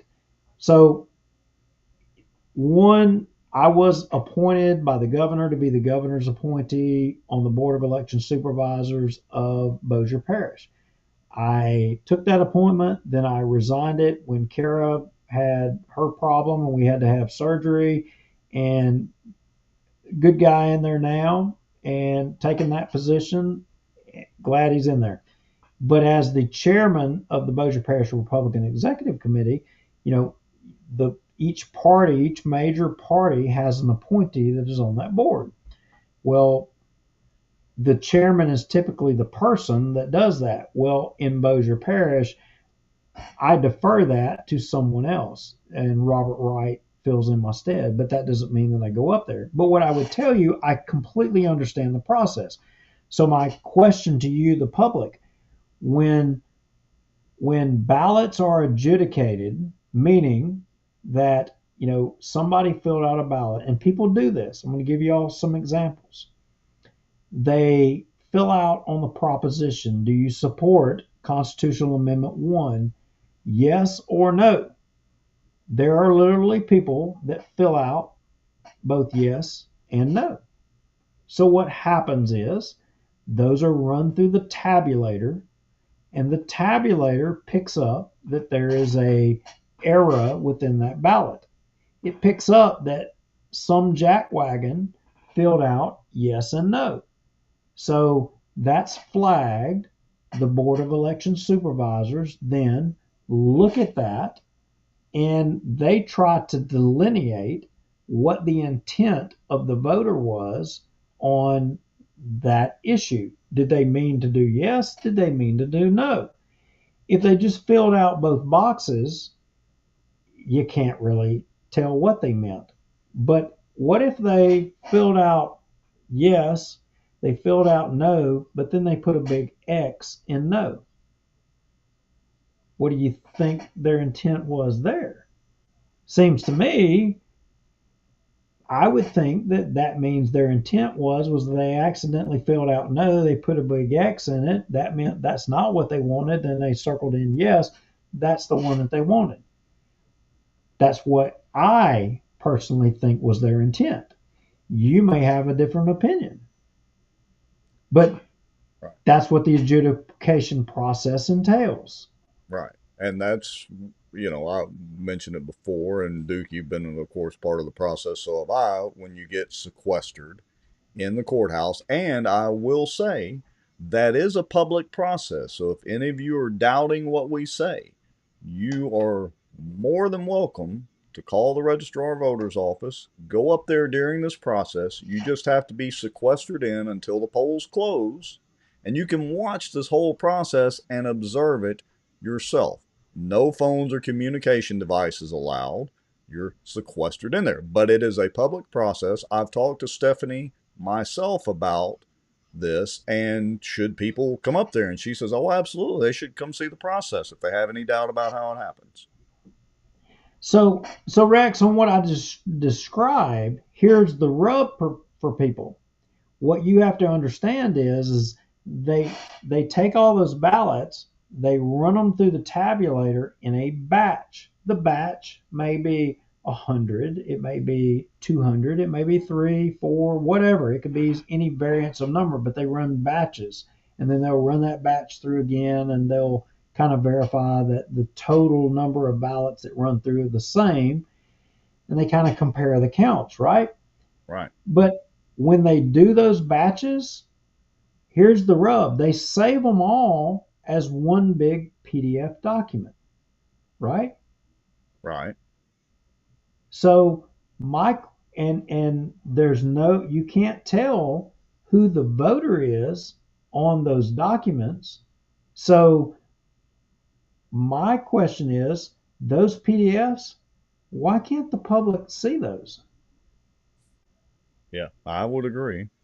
What? Well, But you can't. Why is it that you can't have access to that batch, go through them, count the votes, and you, if you so want to go through them and count them, why can't you do that? yeah, well, again, I would encourage people, um, like we say on the show, go to council meetings, go to police jury meetings, go to school board meetings, go during an election cycle and watch the votes be tabulated. Go and observe. That doesn't mean you go up there and disturb or you ask a ton of questions. Go to observe and watch the process. It is a public. Look, the truth is, the Board of Election Supervisors meetings where they select the commissioners in charge and all that, literally they do that with ping pong balls. It'll happen Thursday. That is an open meeting as well. You can go and observe that process if you have any question about how these commissioners, the people at the polls, in charge of the various locations, how they are chosen. Go watch them choose them by ping pong balls. I see the number of people dropping off, and y'all think They're we're done getting talking. bored. Yeah, they're like, oh, y'all are talking about that boring stuff that I don't care about, and they think we're done talking about Bossier City and, Yeah. and the No, other we stuff. still got to talk about settling lawsuit and things moving forward. So, Yeah. all right, I want to share one other thing real quick because I think it was I can't see it now, but somebody asked about what the margin of victory for Vince was last election. So I want to show that real quick. So this is March 20th, 2021. Vince won 80. Let me see if I can get it down there. Why is my screen not showing? Anyway, Vince won by 82% to 18%. So you can go to the Saturday, March the 20th and choose that. Let me see. Here we go. Down here at the bottom. Just for comparison, this was Vince's margin of victory with a 30% turnout. That was his margin of victory back in 2021. Again, let's fast forward to this past weekend. Let me do the parishes here. And look at his margin of victory. Again, 38 votes with a 23% turnout. So you have no mandate, Vince. You almost lost your seat. Almost. Your mandate is you need to be an effective councilman and quit being the voting stooge for the good old boys. Actually do something on the council for your district. That's the lesson and takeaway for Vince. Yeah, this actually, he's got a chance. He has an opportunity to make up for what he did the first 4 years. I doubt very seriously he sees it that way. In fact, I talked to somebody that's a very close personal friend to him that talks every day, and they said he doesn't get it. He doesn't get it at all. And me personally, I would hope that he takes it with humility. He recognizes that the people see that, he sat up there. He didn't open his mouth. He just rubber stamped things. He was a cardboard candidate. That's all of it that he was. Yeah. And look, you know what makes Trump real is the fact that he's real. He just gets up there, he says what he thinks, and if he screws up, he doesn't give a damn. He's just living. He's being real. That's what people want out of their candidates. That's why Brian Hammonds is so popular, is because he gets up there, and if he thinks it stinks, you know what? He says, this smells like bullshit. And he says it. The bull in the china closet, as we affectionately call him. That's what people appreciate. That's what people want. They want real. They don't want fake. They want real. Be real, Vince. You got a chance to make up here. So speaking of Hammonds and being real and Vince, because this literally is in his district, a quick review. The city council meeting last week, Brian Hammonds brought up a point while Ruttenbuck was standing up there at the podium and wanted to know when a lot of the other businesses in Bossier were going to get their free parking lots, and how did all this get paid for and transpire. There was some dialogue with Jacobs. He gave his BS response, and a lot of people are very upset about this. Well, one of those folks is John Settle. His office is right there in the mix of all this. And he sent a letter to Tommy Chandler. We've got it posted on the Bossier Watch Facebook page. And he says in the last 6 months, he's got water spots on the carpet in his office. This was after he had it professionally cleaned, and it appears that they might be the result of a cracked slab. This is the opinion of Ramjack. This cannot be determined until the carpet's removed. So he's emailed risk management on the issue and consulted legal counsel, and he is prepared to commence litigation. Pretty much he's waiting on them. He's given them till April the 15th. He says, quote, I need a response by high noon on that date, or I'm going to proceed with litigation. Hammonds was the soothsayer, and he didn't even know it because he predicted that other people might sue over this and want their parking lots repaired. And again, those, we're not blaming Scott's Audio or any of the rest of the businesses right there. But here is a public information request sent by John Settle today. He's requesting the construction contracts for phase 2 of the carriageway with J.B. James Construction, copies of insurance binders provided by J.B. James Construction to the city of Bossier City for carriageway phase 2, and copies of the bonds provided by J.B. James Construction for phase 2. And he says, and I quote, I need these ASAP. He's got to get ready for his high noon showdown on April the 15th. I think we may have some of that. And John, if you want to reach out to us, for a sum like, Hal would do, I could probably find that pretty quick and get it to you. So, or maybe you could just call Hal. Yeah, just call Hal and see if Hal has them. So the parking Yeah. lot fiasco is not over by any stretch of the imagination. Settle's threatening a lawsuit. And this is not going away. And by the way, where's Vince on this? Well, I hadn't heard nothing from Vince in a long time. I mean, it's eerily quiet from the Vince Maggio campaign. Yes, it is. Imagine that. Imagine that. All right. So that takes care of Settle and the lawsuit. And that leaves us with moving forward. Where do we go from here? I'll be so glad when the new council persons get seated in July. And hopefully the city council, that doesn't mean we're going to agree with all of them all of the time. And like we say, we're still going to hold their feet to the fire too. But hopefully they'll have a little better attitudes towards the public and the expenditure of public tax dollars. And maybe, just maybe, Duke, you and I can, A, go on vacation and go fishing or hunting or whatever. Or B, we can actually turn our attention to the police jury and then maybe the school board and all that sort of thing. What say you? I'm just going to go catch crawfish. And if anybody wants any crawfish between now and the end of crawfish season, by all means, you're more than welcome to call me. Because it damn sure ain't because there's home loans being closed. And that's not the case. People ain't buying houses.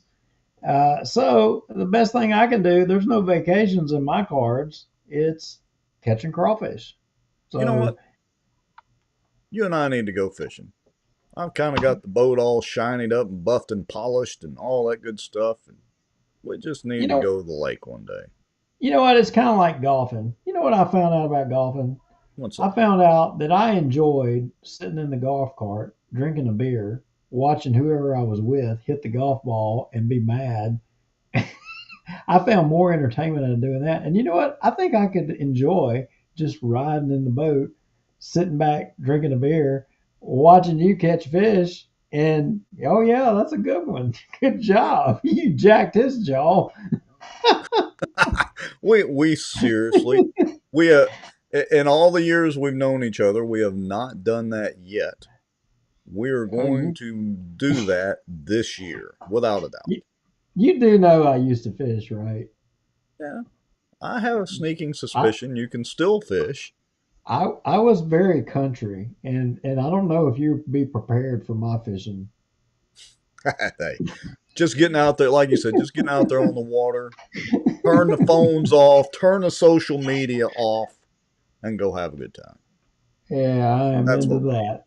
I am into that. All right, so that's pretty much really all I've got. I mean, anything else you want to review? Look, folks, next week or two, if the shows are a little bit shorter or if we decide to go fishing one Tuesday or something like that, don't be shocked. Doesn't mean that we're necessarily quitting, but we've got to have a little bit of a reset period after the last month or two, couple of months, last 6 months, last few years.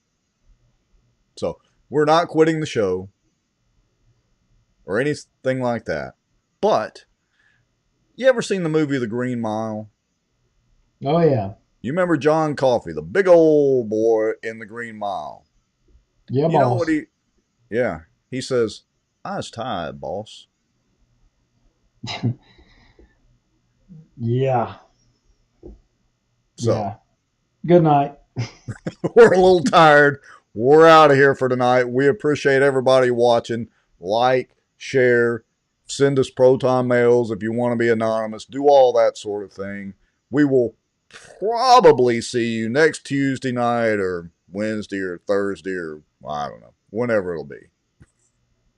We're done. Good night. Good night.